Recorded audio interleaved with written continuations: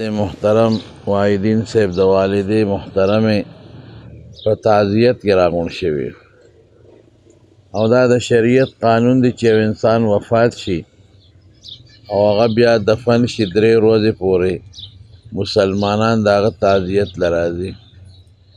تعزیت دې ته وایي چې هغه ته داسې خبرې وکړي چې د هغه تسلي وشي، د هغه صبر پیدا شي. دې ته اصل تعزیت وایي.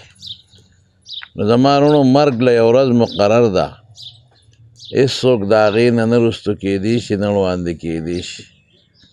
وړاندې کېدل خو نه کېږي، داسې نه کېږي چې د ده نیټه د خدای په نزد یوئ او بیا ورته وایي چې یاره یو میاشتې مخکې وجنم، یا یو نیک سړی دی او وایي چې یاره تا خو ډېره نیکي کړې دی یو میاشت په دې وروسته وجنم.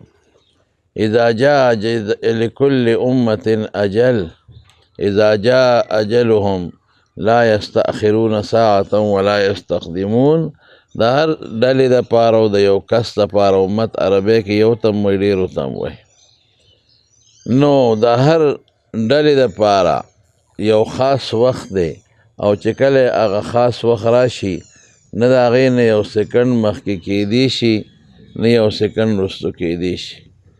الله پاک چې د اما کوم آیت لوست دی کې وایي فرمایي چې تاسو ټول به د قیامت ورځ باندې را جمع کوم او الله وایي زه رښتونی یم، زما دا خبره ومنئ چې د قیامت ورځ به تاسو یو ځای را یو ځای کوم او د دنیا د ژوند د ښه او بد حساب به درسره کوم.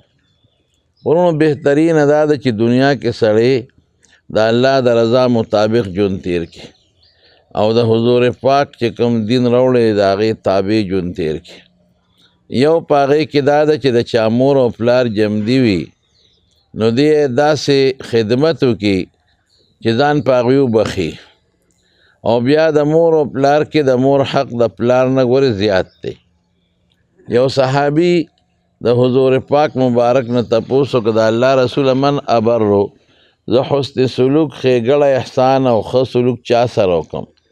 وی امکا ای بر امکا، مور سره احسان وکړه. او وی ثم من دې نه پس چا سره؟ وی مور سره. او وی ثم من دې نه پس چا سره؟ وی مور سره. او ته بیا وی ثم من دې نه پس چا سره؟ وی ثم اباکا، بیا پلار سره.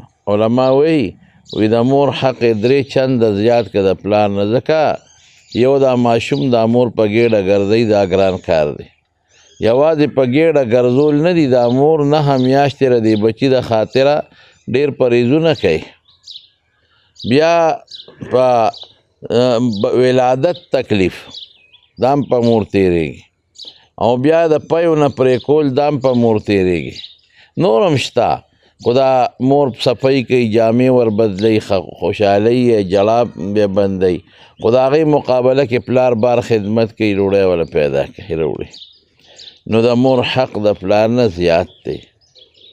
مور چې دی دا د جنت په دروازو کې بهتره دروازه ده. حضور پاک فرمایي که چا مور خوشحاله کړه جنت یې ځای شو. یو ډېر لوی عالم تیر شوی دی ابو اسحاق اصفرایني رحمت الله علیه، نو هغه به ماسخوتن مور له چاپي کوله، حالانکې ډېر لوی محدث او لوی عالم و. نو یو ځل یې مور له چاپي کوله نو دا حدیث ورته رامخکې شو چې الجنة تحت اقدام الامهات، چې جنتونه د میندو د قدم لاندې دي.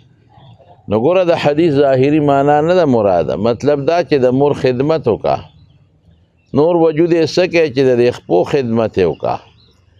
د خپو لاندې دا معنا چې د مور خدمت چې وکړي جنت ته میلاویږي، دا مطلب شو. او نور توجیحات هم پکې شته خو دا وخت نه دی. نو د په دې ظاهري حدیث عمل کو چې جنت د مور د خپو لاندې دی، نور یې که د خپې وله ښکلوم نو دا مور له چاپي کوله نو د خپو باندې دوړې وې نو دا ږیره یې راښکته کړه او د مور د خپو پورې ومږله. سار چې وختي درس ته راغی یو شاګرد ورته وایي وی صاحب بیګا مې ډېر ښکلی خوب کې لیدی. ویه څنګه؟ وی جنت کې مې لیدی چې د جنت یو خشته باغ دی او ته په هغې کې چکرې لګې او په دې ږیره کې دی ملغلرې او یاقوت او مرجان او د هیرې پړقار کوي.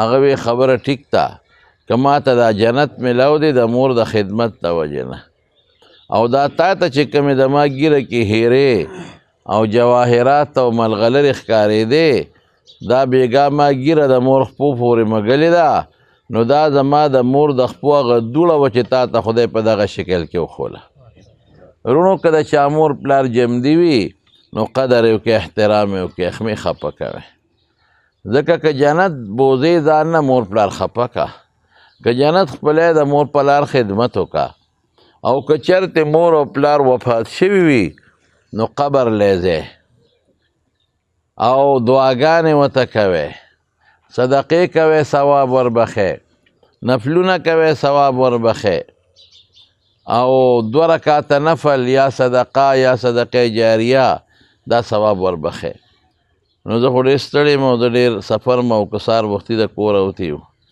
نو اوس دلته رالو او زه خبر شوم د دې د والدې صاحبې نه معیدین صاحب ډېر ښه سړی دی که هره جمعه نه په دویمه دی هلته راځي مانځله او دا مور یې ډېره ښه ښځه وه ډېره صالحه ښځه وه نیکه ښځه وه نو دعا ورته د جمع وکړئ چې خدای پاک یې وبخي الله د آخرت خوشحالۍ نصیب یې کړي الله د آخرت لوړ درجات یې نصیب کړي الله د قبر تیارې پې رڼا کړي انسان دی که څه تکلیف ترې شوي خدای د هغه دلته څه دغه شوي تقصیرات کوتاهي الله د هغې معافي ورته وکړي او چې څومره عبادات یې کړي د هغې اجر په قبر کې ورکړي او دله او د ټولو بچو نوسان وسولی پروردګاره صبر ورکړي او د نورو غمونو نه وساتي الله چې څومره مردگان وفات دي ټولو بخي چې کم جمدي دي بیماران دي روغ صحتونه نصیب کړي او موږ د هر قسمه فتنو آفتونو مصیبتونو نه په امن کې وساتي